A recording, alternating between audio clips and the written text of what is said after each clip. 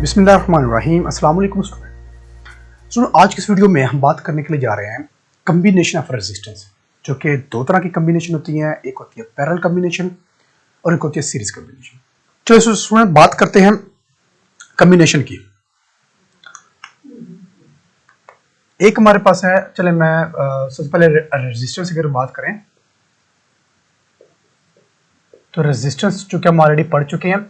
Resistance को हम capital R से लिखते हैं और इसका जो सिंबल होता है वो हम ऑलरेडी पढ़ चुके हैं। सिंबल इसका यू होता है, ये टीथ टाइप इस तरह से बने होते हैं। ये हमारे पास रेजिस्टेंस का सिंबल होता है। और अगर हम रेजिस्टेंस के यूनिट की बात करें तो इसका यूनिट होता है हमारे पास ओम, और ओम का सिंबल हमारे पास ये होता है इस तरह। तो हम जो कि रेजिस्टेंस की बात कर रहे हैं तो हम ये वाला सिंबल यूज करेंगे और फार्मूला हमारे पास होता है V is equal to I are.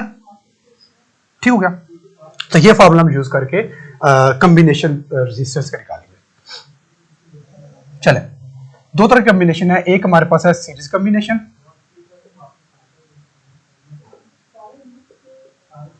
Combination, और दूसरी हम बात करेंगे पैरेलल कम्बिनेशन।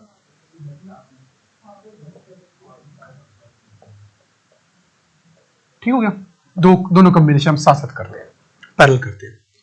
अगर हम बात करें सीरीज कम्बिनेशन में तो डायग्राम इसमें बनाएंगे। देखिए सीरीज कम्बिनेशन है तो एक लाइन में इसकी डायग्राम होगी, जैसे कि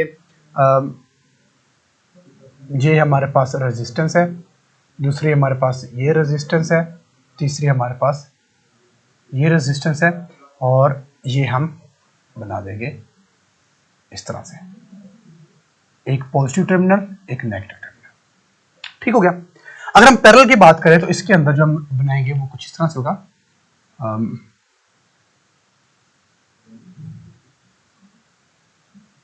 ऐसे, और फिर ऐसे, और फिर हमारे पास थर्ड रेजिस्टेंस होगी वो। ठीक हो गया। ये इस तरह से।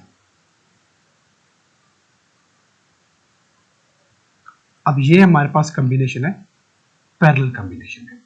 ठीक हो गया। इसको हम नाम दे देते हैं R1, ये हमारे पास है R2, इसको हम नाम देते हैं R3।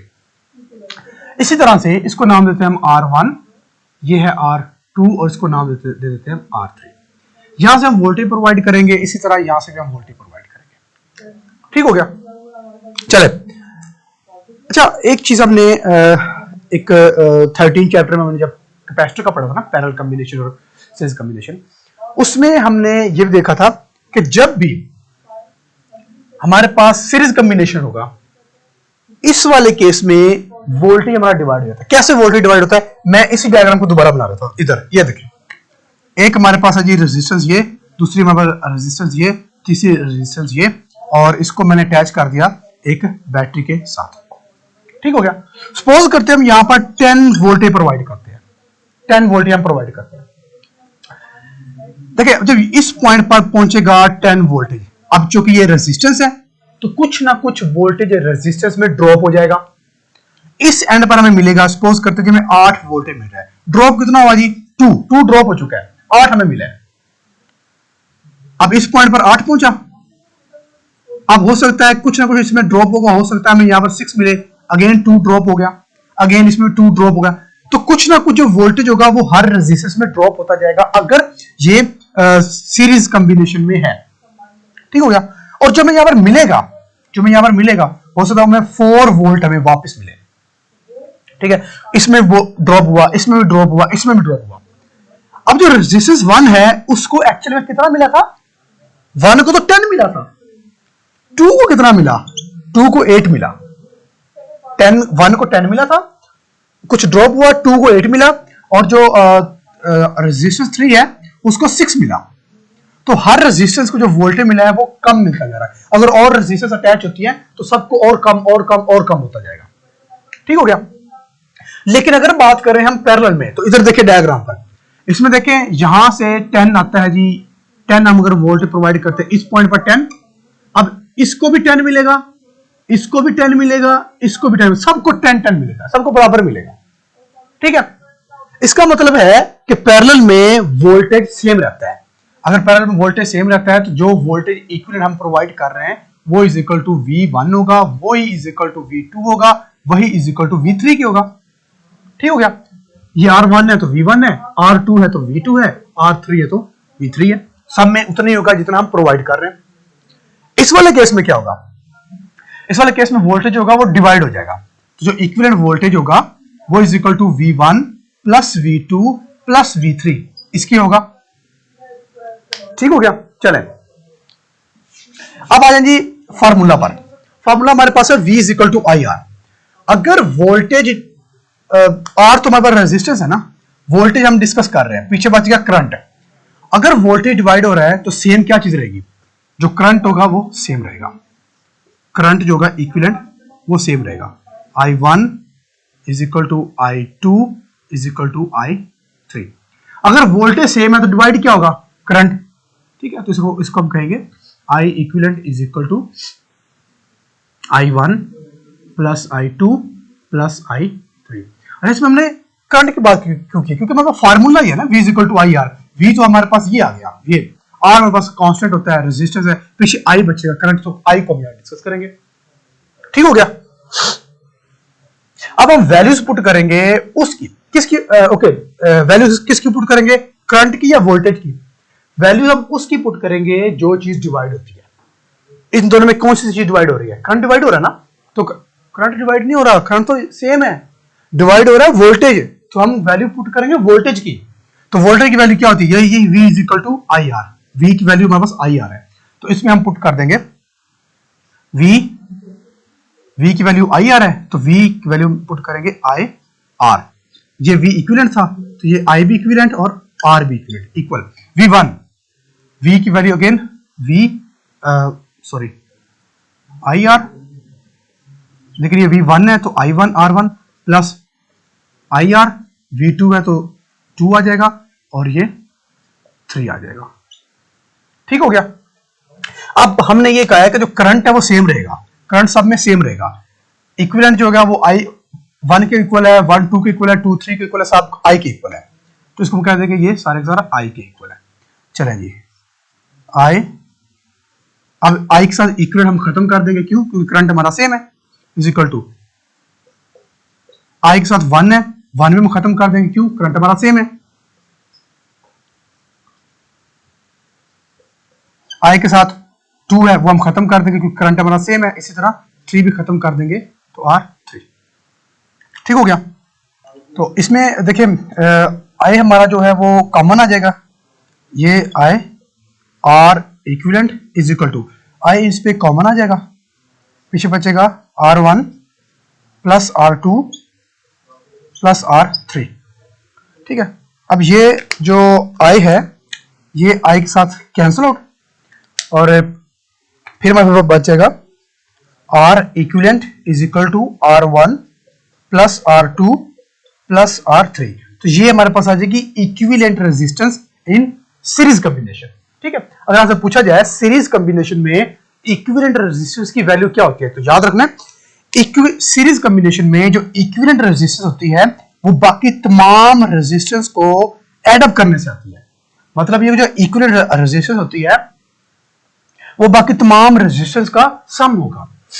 अब आ जाएगी पैरेलल कॉम्बिनेशन पर, तो वैल्यूज हम किसकी पुट करेंगे? V की, I की, उसी की वैल्यू पुट करेंगे जो डिवाइड हो रही है। तो डिवाइड इसमें वोल्टेज हो रहा है। ठीक है। अगर नहीं वोल्टेज डिवाइड नहीं हो रहा, वोल्टेज तो इक्वल है, डिवाइड इसमें करंट हो रहा है, तो हम वैल्यू करंट की पुट करेंगे। तो करंट की वैल्यू हम यहां से निकालेंगे, V is equal to I R है, तो I की वैल्यू निकालेंगे तो बनेगा V divide by R is equal to I। तो I की वैल्यू हमारे पास है V ओवर R, तो ये वाली वैल्यू हम पुट करेंगे I की जगह पर। चलेंगे, इसकी जगह पे आ जाएगा V ओवर R। अब ये I इक्विवेलेंट था तो V भी इक्विवेलेंट होगा और R भी इक्विवेलेंट होगा, इक्वल I1 अगेन वही V ओवर R। I1 था तो V1 R1 plus V2 R2 और V3 R3। ठीक हो गया। अब इसमें हमने ये भी पढ़ा हुआ है इसी पैरेलल कॉम्बिनेशन में कि जो वोल्टेज होता है वो इक्वल रहता है, वो सेम रहता है। जितना V है उतना V1 है, उतना V2 है, उतना V3 है। तो अब इसको हम लिख सकते हैं इक्विवेलेंट हमने खत्म कर दिया, क्यों? क्योंकि वोल्टेज सेम रहेगा। V1 हमने खत्म कर दिया, क्यों? क्योंकि वोल्टेज सेम है। V2 हमने खत्म कर दिया, क्यों? क्योंकि V सेम है। अगेन इसी तरह V3 भी खत्म करके ओनली V लिख देंगे।